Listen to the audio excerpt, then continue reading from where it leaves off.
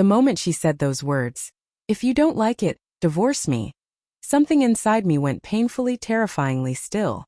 Not angry. Not shocked. Just empty, like someone had reached into my chest and unplugged the last wire keeping us connected. It was 11:47 p.m.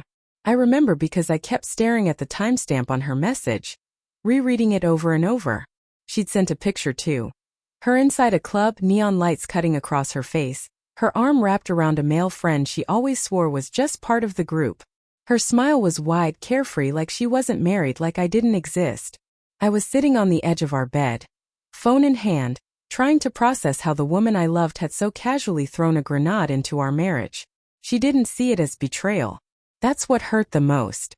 For her, it was just fun. For me, it was the clearest sign yet that she had stopped caring. People think betrayal starts with cheating. Doesn't. It starts with disrespect, the small kind at first. The jokes made at your expense. The late replies. The sudden secrecy around her phone. The way she started dressing up for girls' nights, with a level of effort I hadn't seen in months. I noticed everything. I just didn't want to believe any of it. But the message that night, the picture, the words, was the line she crossed so effortlessly, so confidently, as if she expected me to chase her, argue with her, beg her to come home. Like always. I didn't. Instead, I typed a single sentence. "Okay. Divorce it is." Then I turned off my phone. Silence. Real thick silence filled the room like fog. For the first time in years, I felt a strange sense of peace. Not happiness. Not relief. Just the clarity that comes when a wound finally stops bleeding. I didn't sleep. I just stared at the ceiling until sunrise. My phone exploded the next morning, 13 missed calls, 26 messages. From her. "Are you serious? It was just a joke. You always overreact." And then, "We need to talk." But I had already made an appointment. My parents' lawyer had known me since childhood. And when I told him what happened, he didn't blink. "If you're sure, we can begin the paperwork." I was sure. For once I was choosing myself. He typed up a preliminary notice, nothing final. Just something official enough to deliver a message. Something that said, "I'm done being your emotional punching bag." I sent it to her email, then blocked her number for a few hours, not out of spite, but because I needed space to breathe without her words crowding my head. When I finally unblocked her, she called instantly. She didn't sound angry. She sounded scared. "Why would you do this?" she asked, voice trembling. "You told me to," I replied quietly. There was a beat of silence, then a long, shaky exhale. "I didn't mean it. I was just mad." "You weren't mad," I said. "You were daring me, testing how far you could push before I broke." She tried to laugh it off, but it cracked in the middle. "It was just a club, for God's sake.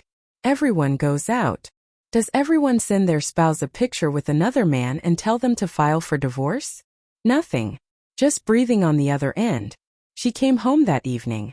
I didn't expect her to look so small, so unsure of herself. She stood in the doorway like a stranger, eyes searching my face for the version of me she had always taken for granted. "You really sent divorce papers," she whispered. "I did." She walked past me into the living room, her hands shaking. "Why now? After everything we've been through, why is this the line?" Because it wasn't just the club.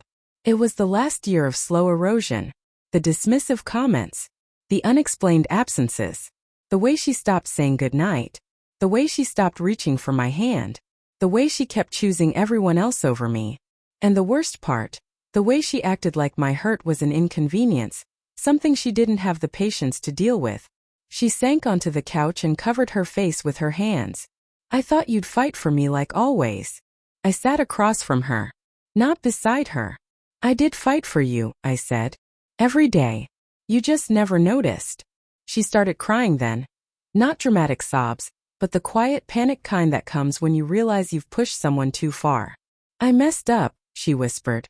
"I know I did. But you can't just give up." "I didn't give up," I said. "I accepted reality." Her head snapped up. "So that's it?" "No. That's the beginning. You wanted freedom. I'm giving it to you." Her breath hitched. "I don't want freedom. I want you." The words would have broken me once. They didn't now. I stood and walked to the kitchen table, picking up the envelope with the printed notice. I placed it in front of her gently. "This isn't final," I said. "It's just a start. If you truly want this marriage, I need honesty, transparency, respect, and consistency. Not one day of apologies and a week of excuses." She stared at the envelope like it was a loaded gun. Finally, she whispered, "I'll do anything." I believed she meant it. But I had learned something important that day. A marriage only survives if both people fight for it. Not just one. Things didn't magically fix themselves. They never do. She stopped going out at night. She cut ties with the friends who constantly dragged her into places she didn't belong. She apologized to my face, to my parents, even to herself. And for the first time in a long time, she started showing up. In small ways that mattered. But I didn't rush back. I watched her actions, not her words. And slowly we rebuilt. Not the old version of our marriage, the one held together by fear and habit, but something new. Something where she understood my worth. Something where I finally understood it too. Sometimes the best revenge isn't hurting someone back. It's showing them what life looks like when you stop tolerating their disrespect. It's letting them feel the silence where your forgiveness used to be. It's making them realize the value of what they almost lost. And in my case, it was watching my wife run back. Not because I chased her, but because for the first time she finally understood what losing me really meant.